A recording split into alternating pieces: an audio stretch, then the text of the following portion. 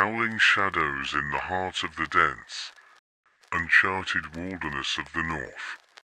A group of 5 friends, Mark, Sarah, Tom, Lisa, and Jake, decided to embark on a weekend hiking trip. They were seasoned adventurers, always seeking the thrill of the unknown. This time, they had chosen a remote area known for its breathtaking views and rumored to be home to a variety of wildlife. Little did they know, they were about to encounter something far more sinister. As they set off early in the morning, the sun peeked through the thick canopy of trees, casting dappled shadows on the forest floor. The air was crisp, filled with the scent of pine and earth. They laughed and joked, their spirits high as they navigated the winding trails. Hours passed, and they reached a clearing that offered a stunning view of the valley below. They decided to set up camp there for the night. As dusk fell, the forest transformed. The vibrant colors of the day faded into deep blues and blacks, and an eerie silence enveloped them. They gathered around a campfire, sharing stories and roasting marshmallows. But as the night deepened, an unsettling feeling crept over them. The usual sounds of the forest, chirping crickets and rustling leaves, seemed to vanish, replaced by an oppressive stillness. Suddenly, a low growl echoed through the trees, sending chills down their spines. "Did you hear that?" Sarah whispered, her eyes wide with fear. The others nodded, their laughter fading into nervous glances. Mark, trying to lighten the mood, suggested it was just a bear, but deep down, he felt a knot of unease tightening in his stomach. As they settled into their tents, the growling returned, louder this time, accompanied by a chorus of howls that sent shivers down their spines. It was unlike any howl they had ever heard, deep, guttural, and almost unnatural. Lisa, unable to sleep, unzipped her tent and peered into the darkness. The moonlight illuminated the trees, but the shadows seemed to dance, twisting and turning in ways that defied logic. "Guys, I think we should leave," she said, her voice trembling. But the others dismissed her concerns, attributing the sounds to wild animals. They were adventurers, after all, and fear was not something they easily succumbed to. As the night wore on, the howling grew closer, and the growls morphed into a chilling cacophony. Suddenly, a loud crash echoed through the camp, followed by frantic rustling. The friends bolted upright, their hearts racing. "What was that?" Tom exclaimed, his voice barely above a whisper. Before they could react, a massive figure burst through the trees, a creature unlike anything they had ever seen. It was a wolf, but its size was monstrous, its eyes glowing with an unnatural light. Its fur was matted and discolored, and its teeth were unnaturally sharp, glistening in the moonlight. Behind it, more figures emerged, an entire pack of these mutant wolves, their bodies twisted and grotesque. Panic set in as the friends scrambled to gather their belongings. "We need to get out of here," Mark shouted, but the creatures were already closing in. The friends grabbed their flashlights and began to run, the howls of the pack echoing in their ears. They sprinted through the forest, branches clawing at their skin as they dodged trees and underbrush. The wolves were relentless, their growls reverberating through the night. One by one, the friends began to fall behind. Tom tripped over a root, and before he could get up, a wolf lunged at him, its jaws snapping just inches from his face. He barely managed to roll away, but the creature was quick, and he could hear its breath, hot on his heels. "Keep going," Mark yelled, urging the others to push forward. They stumbled through the darkness, their hearts pounding in their chests. But the forest seemed to conspire against them, leading them in circles, deeper into the territory of the mutant wolves.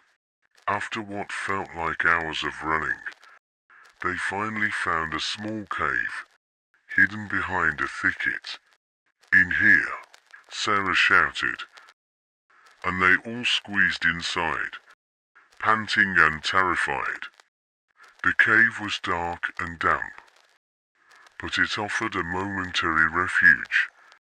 They huddled together, listening to the howls echoing outside. As they caught their breath, they realized they had to come up with a plan. "We can't stay here forever," Jake said, his voice shaking. "We need to find a way to signal for help." Mark nodded, pulling out his phone. But there was no signal.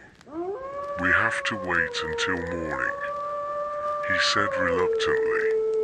"Maybe they'll lose interest." The howls continued, but gradually, they began to fade into the distance. The friends exchanged worried glances, the weight of their predicament settling heavily upon them. The cave, while a temporary sanctuary, felt more like a prison.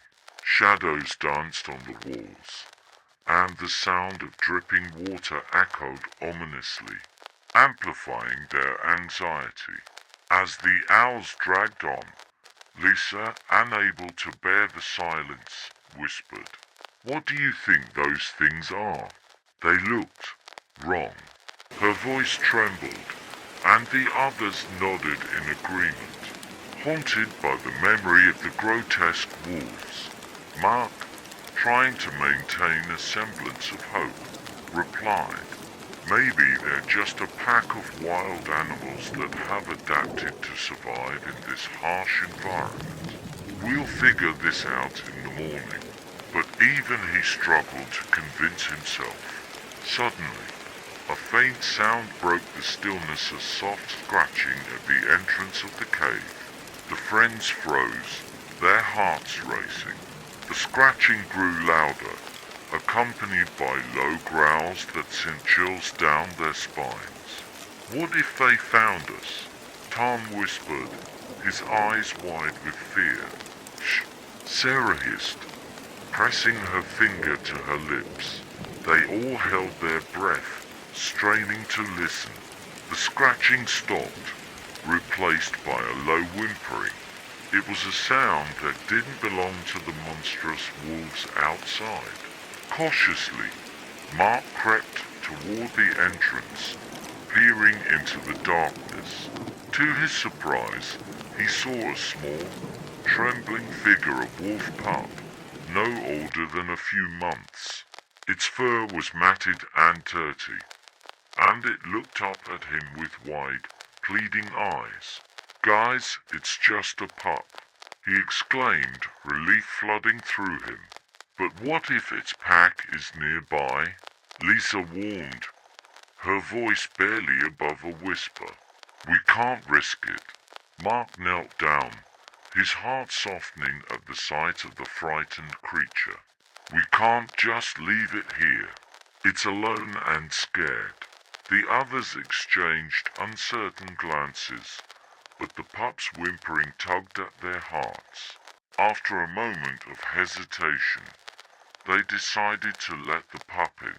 As it entered the cave, it curled up against Mark's leg, shivering. "We can't keep it," Jake said, his voice firm. "It could lead the pack right to us." But as the night wore on, the pup became a source of comfort. They took turns petting it, and its presence seemed to ease their fears, if only slightly. They named it Shadow, a fitting name for the little creature that had found them in the dark. As dawn broke, the first rays of sunlight filtered into the cave, illuminating the rocky walls. The howls had faded into the distance, and the friends felt a glimmer of hope. "We need to find a way out of here," Mark said, determination in his voice. "We can't stay hidden forever." They carefully made their way to the cave entrance, peering outside. The forest was bathed in golden light, but the air was thick with tension. "We should head back to the trail," Sarah suggested. "If we can find it, we might be able to get to safety." With Shadow following closely behind, they ventured out into the forest. The world felt different in the daylight, less menacing. Yet the memory of the night's terror lingered. They moved cautiously, retracing their steps, but the forest seemed to have changed overnight. Familiar landmarks were obscured by the dense underbrush, and the path they had taken was nowhere to be found. As they wandered deeper into the woods, they stumbled upon a clearing filled with strange markings on the tree symbols that looked ancient and foreboding. "What do you think these mean?" Tom asked, tracing one with his finger. "I don't know, but it feels like a warning," Lisa replied, her voice trembling. "We should keep moving." Suddenly, a rustling sound broke the silence, and the friends froze. From the shadows emerged a figure, a tall, gaunt man with wild hair and piercing eyes. He wore tattered clothes and carried a makeshift spear. "You shouldn't be here," he warned, his voice gravelly. "This land is cursed." The friends exchanged bewildered glances. "What do you mean?" Mark asked, stepping forward. "We're just trying to find our way back." The man's gaze flickered to Shadow, who was now growling softly. "That pup is a sign," he said, his voice low. "It's drawn to you for a reason. You've awakened something that should remain asleep." "What are you talking about?" Sarah demanded, her heart racing. "The wolves you encountered are not just animals," the man explained, his eyes darkening. "They are guardians of this land, twisted by a dark force that has seeped into the earth. You've trespassed into their territory, and now they will not let you leave."